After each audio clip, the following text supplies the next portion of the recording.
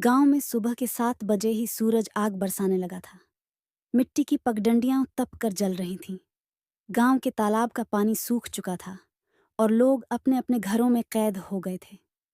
पर इसी गर्मी में एक बूढ़ा आदमी, रामदीन, अपने घर से बाहर निकला। सिर पर फटी हुई पुरानी टोपी, कंधे पर गमछा डाले वो अपने खेत की ओर बढ़ रहा था। खेत में सूखी फसलें और रामदीन के माथे से बहता पसीना दिखाए। रामदीन का खेत सूखा पड़ा था। गेहूं की बालियां मुरझा चुकी थीं। पानी की मोटर भी कई दिनों से बंद थी, क्योंकि गांव में बिजली मुश्किल से 2 घंटे आती थी।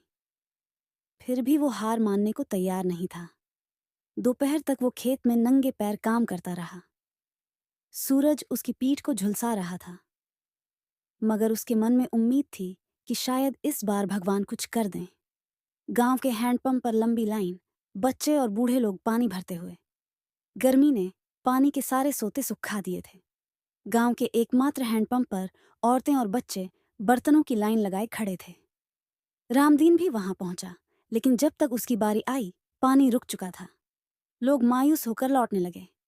एक बच्चा बोला, दादाजी, इतनी गर्मी क्यों होती है? भगवान बारिश क्यों नहीं भेजते? रामदीन ने जवाब दिया, बेटा, जब हम धरती को तकलीफ देंगे तो वो भी हमें तकलीफ देगी। दोपहर का समय, गांव में लू चल रही हो और चिड़ियों तक की आवाज बंद हो जाए। गांव का हर पेड़ चुप था। चिड़ियाओं अपने घोंसलों में छिप गईं। इंसान क्या, जानवर भी बाहर नहीं निकल रहे थे। रामदीन अकेला अपने खेत पर पड़ा था, चेहरे पर थकान और आंखों में खालीपन। वो सोच रहा था, अगर ऐसे ही सूरज जलता रहा तो अगले साल कुछ भी नहीं बचेगा। अचानक बादल और हवाएं, लोग आसमान की ओर देखते हुए। शाम के करीब, जब सब उम्मीद छोड़ चुके थे, आसमान में काले बादल घेर आए। तेज हवा चली और पहली बारिश की बूंदें जमीन पर गिरीं। गांव के बच्चे खुशी से नाचने लगे। बूढ़े और जवान सबकी आंखों में खुशी के आंसू आ गए। रामदीन ने अपनी हथेली में बारिश की कुछ बूंदें समेटीं और बोला, अगर मेहनत करते रहो और धरती का सम्मान करो तो धरती भी तुम्हें जरूर लौटाती है।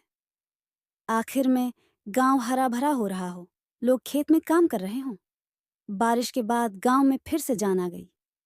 तालाब में पानी भर गया। खेतों में हरियाली लौट आई। रामदीन खेत में हल चला रहा था और उसके चेहरे पर संतोष था। वो मुस्कुराते हुए बोला, गर्मी का कहर हमें ये सिखाता है कि हम अपनी धरती का ख्याल रखें। अगर हम धरती को बचाएंगे तो धरती हमें बचाएगी। धरती को बचाए, पेड़ लगाए, ताकि आने वाली पीढ़ियों को ये गर्मी न सहनी पड़े।